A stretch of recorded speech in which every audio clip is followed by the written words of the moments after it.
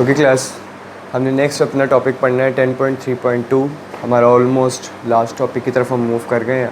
Types of salt. इससे पहले हमने सॉल्ट्स का इंट्रोडक्शन किया, सॉल्ट्स की प्रिपरेशन की on the basis of solubility. Next जो है वो आज हमने सॉल्ट्स की टाइप्स पढ़नी है। इंपॉर्टेंट क्वेश्चन है, काफ़ी बार पेपर में आया, तो आपने इसको ज़रा अंडरस्टैंड करना है।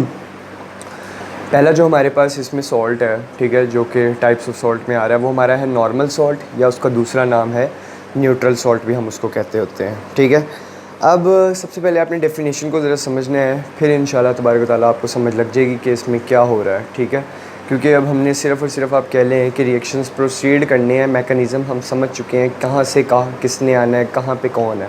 ठीक है, एक बात आपने याद रखनी है कि एसिड हमेशा क्या प्रोवाइड करता है during formation of salt, A9, जबकि बेस क्या प्रोवाइड करता है, मेटल के टाइम। क्लियर हो रही है बात? ठीक है, तो अब हम अपनी बात स्टार्ट करते हैं।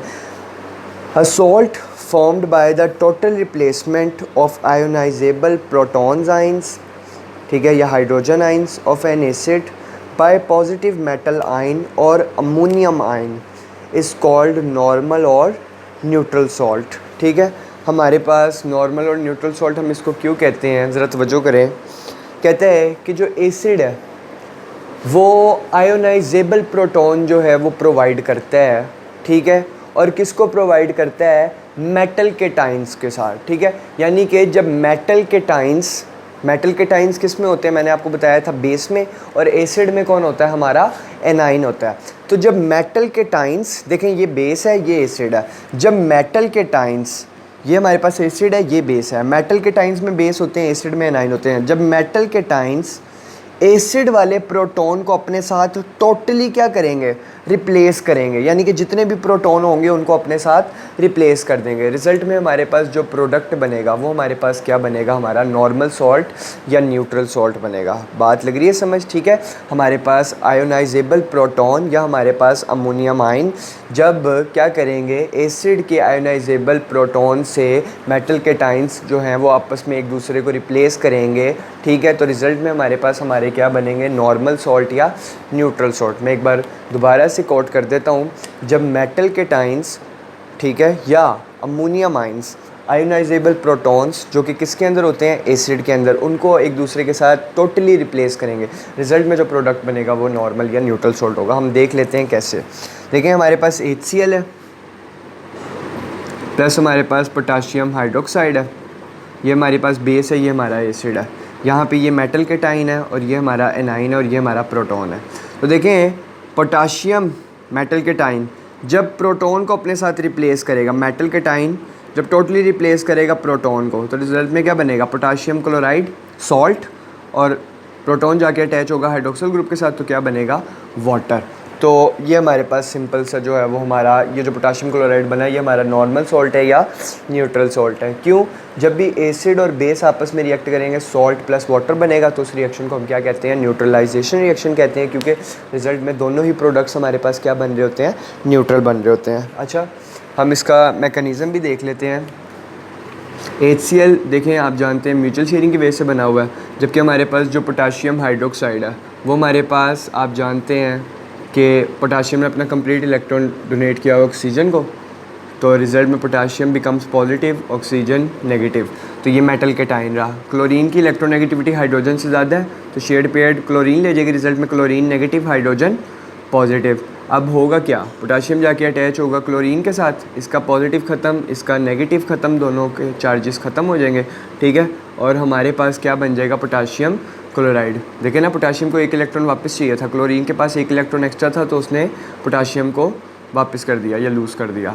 रिज़ल्ट में हमारे पास इसको भी एक इलेक्ट्रॉन चाहिए, ऑक्सीजन इसको दे देगा, इसका पॉजिटिव ख़त्म, इसका नेगेटिव ख़त्म, रिज़ल्ट में क्या बन जाएगा, वाटर बन जाएगा। क्लियर हो रही है बात? नेक्स्ट हमारे पास रिएक्शन है सल्फ्यूरिक एसिड का, हम रिएक्शन करवा रहे हैं जिंक ऑक्साइड के साथ। तो जिंक ऑक्साइड भी अगर आप देखें ये एक बेस ही है। ठीक है, ये भी हमारे पास एक बेस है, पोटाशियम हाइड्रोक्साइड भी एक है, ये मेटेलिक ऑक्साइड है, और मेटेलिक ऑक्साइड बेस ही होती है हमारे पास।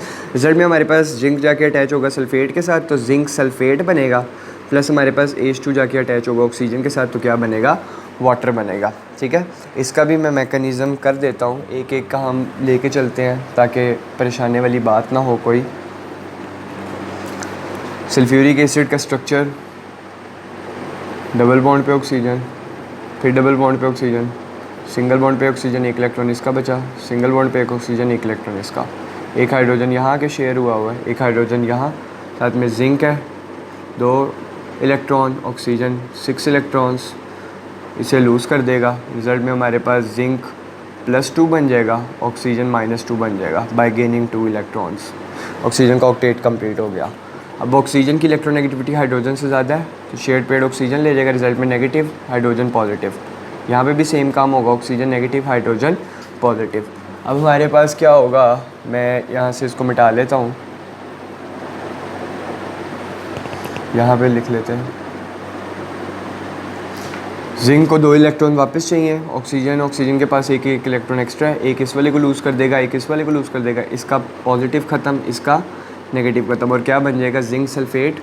ये एक इलेक्ट्रॉन इसको दे देगा, एक इलेक्ट्रॉन इसका पॉजिटिव ख़त्म और इसका -2 ख़त्म। रिजल्ट में हमारे पास क्या बन जाएगा, वाटर बन जाएगा। ठीक है, नेक्स्ट हमारे पास, अच्छा देख रहे हैं आप ना कि हमारे पास क्या हो रहा है कि इसमें हाइड्रोजन एक था, मेटल के टाइन ने टोटली उसको अपने साथ रिप्लेस किया। जिंक हमारे पास एक है लेकिन हाइड्रोजन 2 है, उसने यहाँ पे भी टोटली उसको क्या किया, रिप्लेस किया। ठीक है, एसिडिक सॉल्ट नेक्स्ट है, उसमें एक चीज़ है तो वहाँ पे जाके आपने ज़रा समझना है। यहाँ पे नॉर्मल या न्यूट्रल सॉल्ट में टोटल रिप्लेसमेंट होगी प्रोटॉन की, ठीक है, बाय मेटल के टाइन या हमारे पास अमोनियम आयन। ठीक है, वो भी एक कंडीशन है, वो भी हम देख लेते हैं। तो जितने भी हाइड्रोजन है वो सारे के सारे क्या हो रहे हैं, रिप्लेस हो रहे हैं। नेक्स्ट हमारे पास फॉस्फोरिक एसिड है। अब देखें इसमें कितने हो गए हैं, 3 हो गए हैं। ये हमारे पास किसके साथ रिएक्ट कर रही है, हमारे पास 3 मोल्स ऑफ सोडियम हाइड्रोक्साइड के साथ। ठीक है, होगा क्या, सोडियम जाके अटैच होंगे फॉस्फेट के साथ, तो क्या बन जाएगा, सोडियम फॉस्फेट। ठीक है, Na3PO4, जबकि हमारे पास 3 हाइड्रोक्सल हैं और 3 ही हाइड्रोजन है, तो हमारे पास क्या बनेंगे, 3 मोल्स ऑफ H2O हमारे पास बन जाएंगे। क्लियर हो रही है बात, ये हमारे पास कैसे हुआ है। इसका भी हम स्ट्रक्चर देख लेते हैं कि ये हमारे पास कैसे बना है।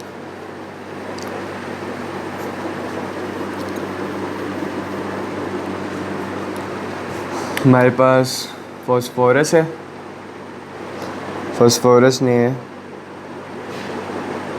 हमारे पास डबल बॉन्ड पे ऑक्सीजन, सिंगल बॉन्ड पे ऑक्सीजन, एक इलेक्ट्रॉन इसका बचा हुआ है, सिंगल बॉन्ड पे ऑक्सीजन, एक इलेक्ट्रॉन इसका बचा हुआ है, सिंगल बॉन्ड पे ऑक्सीजन, एक इलेक्ट्रॉन इसका बचा हुआ है, एक हाइड्रोजन यहाँ के शेयर हुआ है, एक हाइड्रोजन यहाँ, एक हाइड्रोजन यहाँ। ये फॉस्फोरिक एसिड का स्ट्रक्चर है। साथ में सोडियम हाइड्रोक्साइड 3 मोल्स है।